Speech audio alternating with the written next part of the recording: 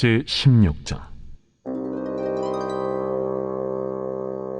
내가 이것을 너희에게 이름은 너희로 실족하지 않게 하려 함이니 사람들이 너희를 출교할 뿐 아니라 때가 이르면 무릇 너희를 죽이는 자가 생각하기를 이것이 하나님을 섬기는 일이라 하리라.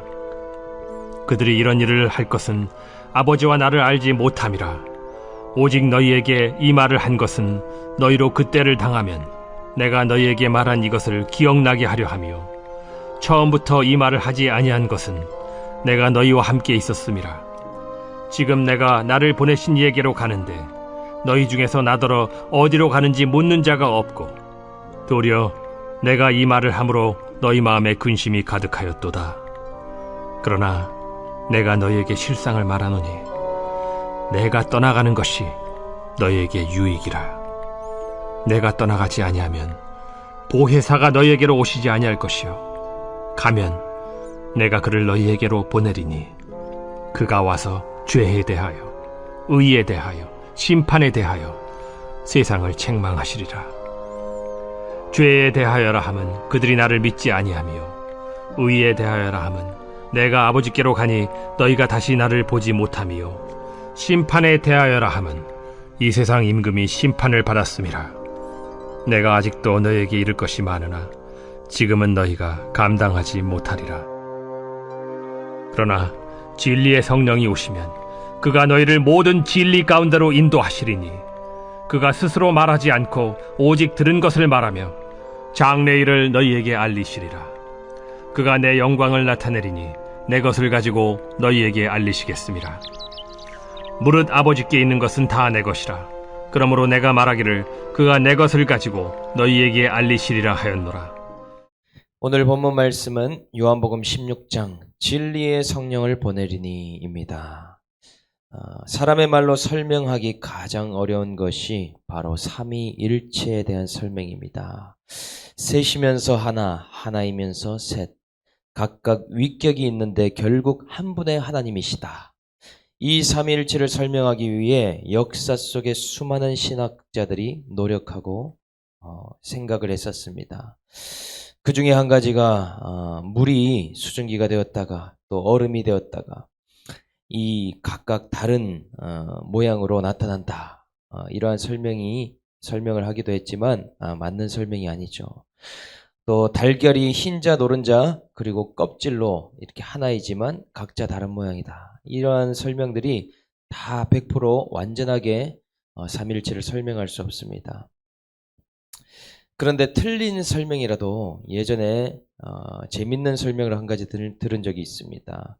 왜 예수님께서 삼위 하나님 중에 가장 뛰어난 이름을 얻게 되었는가? 왜 심판의 주님이 되었는지 재밌는 설명을 들었습니다. 어느 나라에 세 쌍둥이 형제가 있었습니다. 그런데 그 가정에 그 가문에 큰 사고가 나게 되죠. 뒷간 변소에 어마어마하게 비싼 이 가문의 보석이 떨어졌다는 것이죠. 똥통에 이 가문의 갑오와 같은 보석이 떨어졌으니 삼형제는 근심을 하며 걱정하며 의논하게 됩니다. 이야기를 하다가 가위가위보를 해서 진 사람이 똥통 속에 빠진 그 보석을 건져내자. 그래서 가위가위보를 해서 그 오물이 있는 곳에 한 사람이 들어가 그 보석을 건지게 되는 이야기를 하게 됩니다. 바로 세 형제 중에 똥통과 같은 곳에 옷을 벗고 들어간 분이 누구겠습니까? 바로 예수 그리스도시죠. 귀한 보석은 무엇이겠습니까? 천하보다 귀한 인간의 영혼이죠. 그 보석을 구원했기에 영광을 벗고 세 형제 중에서도 가장 높은 이름을 가지게 되었다. 이런 예화를 들은 적이 있습니다. 오늘 이제 그 똥통과 같은 이 땅에 마지막이 되어가는 것이죠. 예수님께서 이제 가시고 진리의 성령을 보내겠다라고 오늘 말씀하신다는 것입니다. 먼저 1, 2절을 보겠습니다. 내가 이것을 너희에게 이름은 너희로 실족하지 않게 하려미니 사람들이 너희를 출교할 뿐 아니라 때가 이르면 무릇 너희를 죽이는 자가 생각하기를 이것이 하나님을 섬기는 일이라 하리라. 예수님께서 이제 제자들이 받을 미움과 핍박을 미리 말씀하십니다. 그 이유는 미리 말하지 않으면 너희가 실족할 수 있기 때문이다 하십니다. 예수님이 가시고 제자들이 가장 먼저 받게 될 핍박은 출교이고 그 다음은 박해와 순교라고 말씀하시죠. 그 당시에 출교를 당하면 매매가 불가능하고 회당과 성전이 출입이 불가능하며 생활할 수 있는 환경이 사라지게 됩니다. 그리고 이단이나 거짓 교리를 믿는다고 정죄받으면 순교당할 수 있습니다. 얼마나 두려운 일입니까?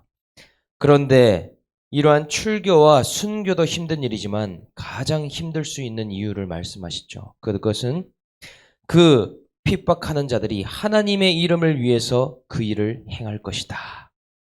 이 일은 정말 해석할 수 없는 일이기에 실족당할 수 있다 하십니다.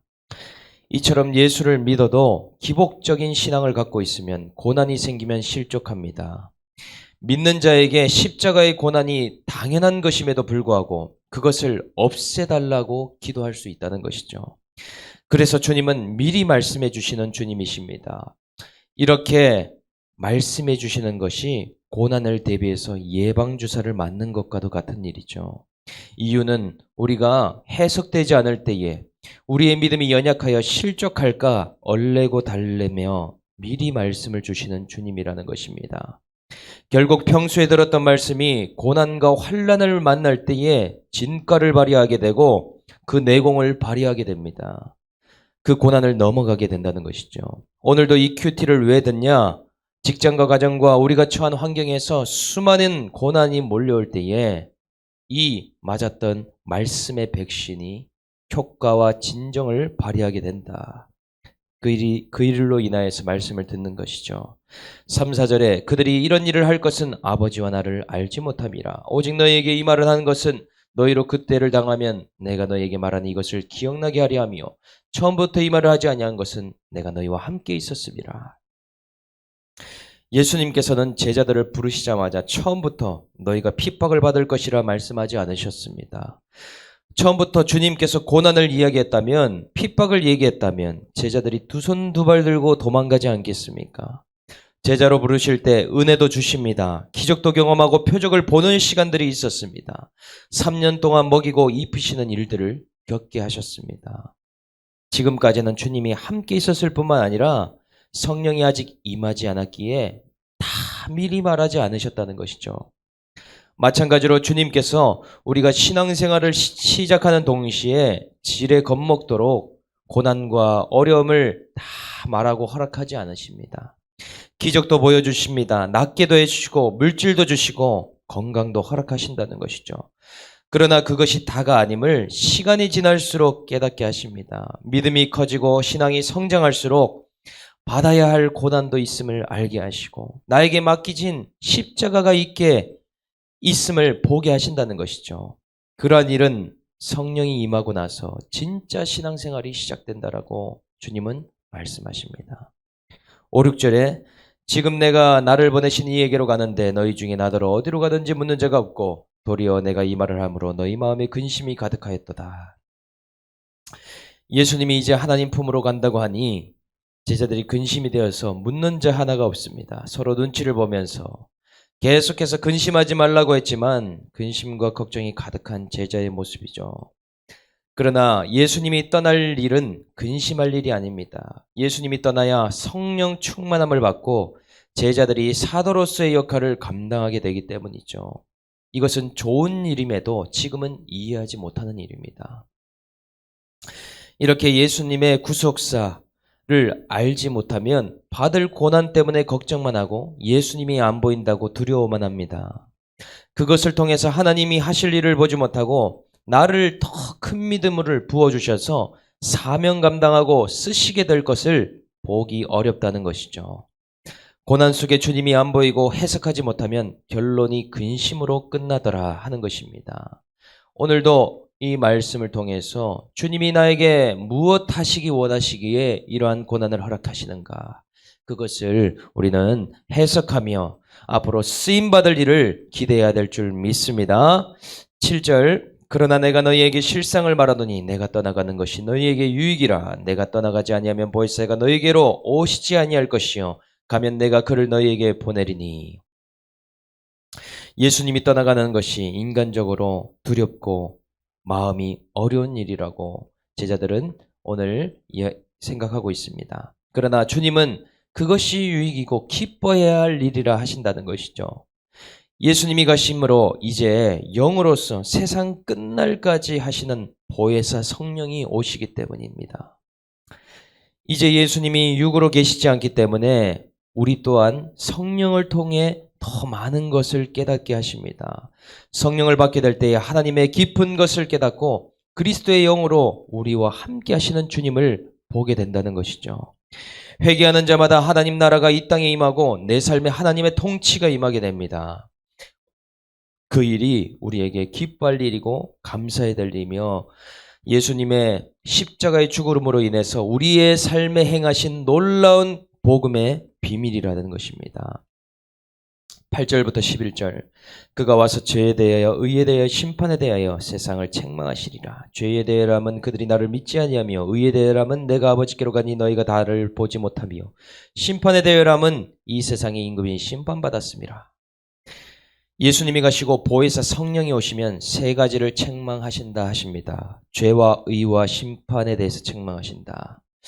성령께서는 이 세 가지에 대해서 말씀을 하시며 회개에 대해서 촉구하신다는 것이죠. 죄는 무엇입니까?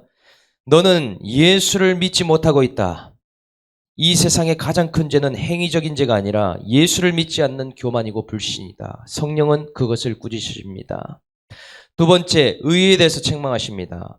구원의 일을 이루시고 구원의 일을 이루신 분이 바로 예수 그리스도 그분밖에 없다. 이 땅의 유일한 의가 예수밖에 없음을 꾸짖으신다는 겁니다. 기도 열심히 하고 섬김과 봉사 열심히 하고 헌금으로 의롭게 되려고 할 때마다 그것이 아니다 책망하신다는 겁니다. 세 번째, 심판은 무엇입니까? 예수 그리스도의 십자가와 부활로 이미 사단마귀는 심판받을 뿐만 아니라 너희는 심판을 준비하라. 심판을 완성하실 것이라는 것을 책망하신다는 것이죠. 결국 성령이 오시면 무엇을 책망합니까? 너희는 죄를 회개하고 유일한 의 대신 예수를 믿지 않으면 심판을 면할 길이 없다. 그러니 회개함으로 하나님 나라가 가까이 왔음을 깨달으라.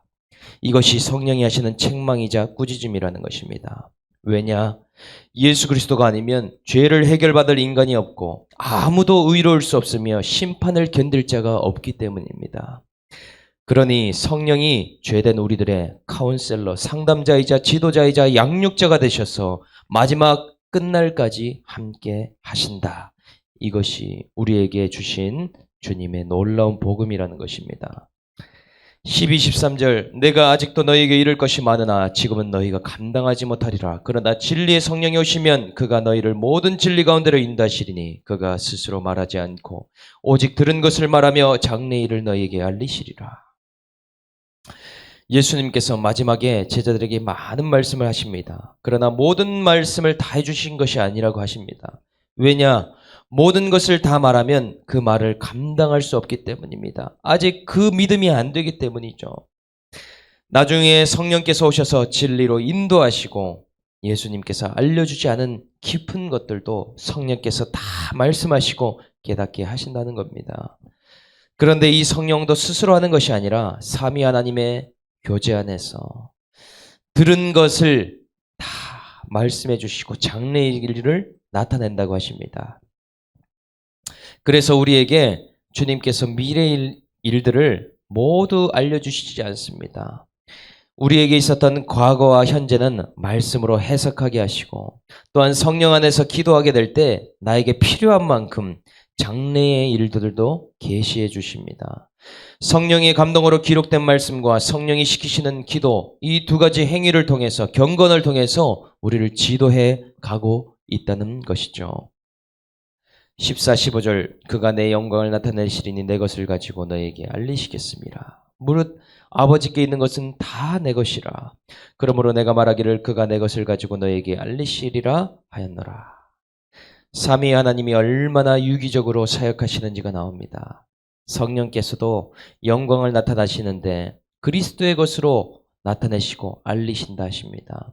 성부의 것이 곧 성자의 것이고 성자의 것을 가지고 성령이 나타내시니 삼위 하나님은 완전한 사역을 하고 계심을 오늘 예수님이 말씀하신다는 것이죠.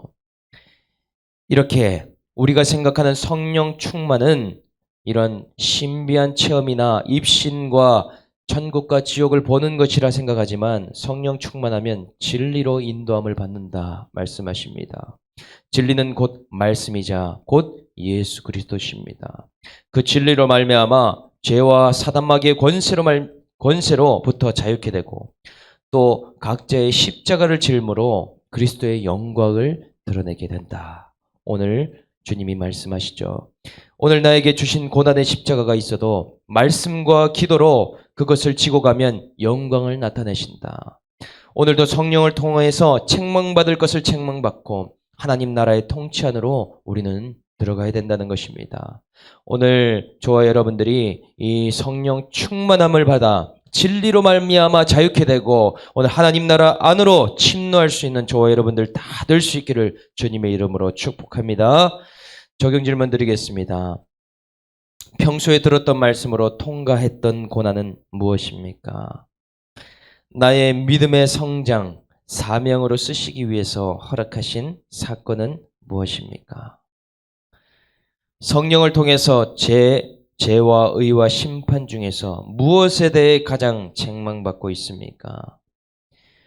죄를 회개함으로 예수를 믿는 의, 그것으로 심판을 준비하고 있습니까?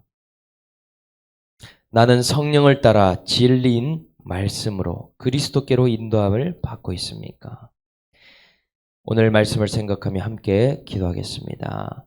하나님 아버지 감사합니다. 오늘도 성령과 말씀을 주셔서 우리에게 책망받게 하여 주시고 우리의 삶이 어떠한지 말씀의 거울로 돌아보게 하여 주심에 감사합니다. 하나님, 기도를 열심히 하면 의로운 줄 알고 봉사를 열심히 섬기면 또한 그 의로 말미암아 구원받는다라고 착각하고 있진 않은지 오늘 돌아봅니다.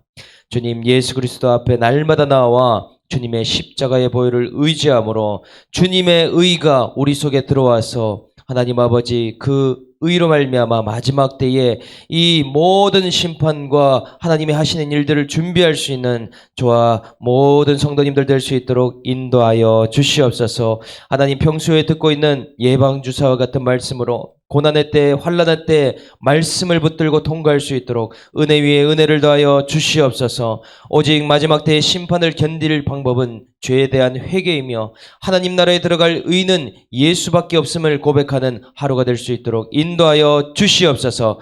날마다 성령의 인도하심을 쫓아 진리를 쫓게 하여 주시고 진리로 말미암아 죄와 사단의 권세로부터 자유함을 누릴 수 있도록 주님 축복하여 주시옵소서. 오늘도 기도할 때 하나님 나라가 저희의 삶에 임하게 하여 주시고 성령 충만함을 받아 하나님 죄와 사단 마귀의 권세로부터 자유케 되는 하루 될 수 있도록 역사하여 주시옵소서. 감사를 드리며 예수 그리스도의 이름으로 간절히 기도드립니다. 아멘.